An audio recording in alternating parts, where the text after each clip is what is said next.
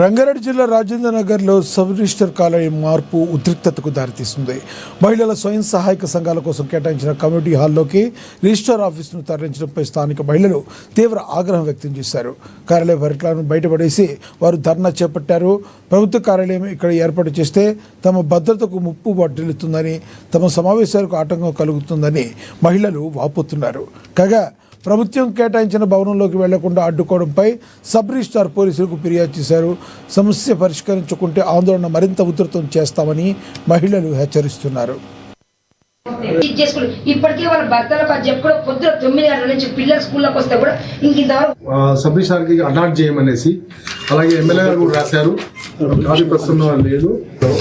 MLA గారు కూడా స్వయంగా రాసిన లెటర్ కమిషనర్ గారికి అలాట్ చేయమని ఉంది.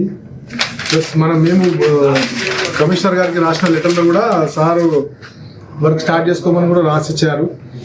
రాసిచ్చిన తర్వాత కూడా ఇక్కడ వర్క్ స్టార్ట్ చేయడం వల్ల ఈ మహిళా మహిళా సంఘాలు, ఈ గ్రూపులు వచ్చేసి బాగా న్యూసెస్ చేసి మా వర్క్ని టోటల్గా డిస్టర్బ్ చేస్తున్నారు.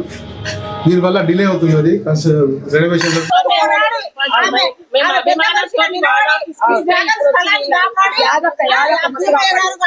కాపాడి మహిళా మండలిని సబితకు కట్టించినారు. అప్పుడు సబితక్క గారు కట్టిన తర్వాత ఆమె తరం అయిపోయిన తర్వాత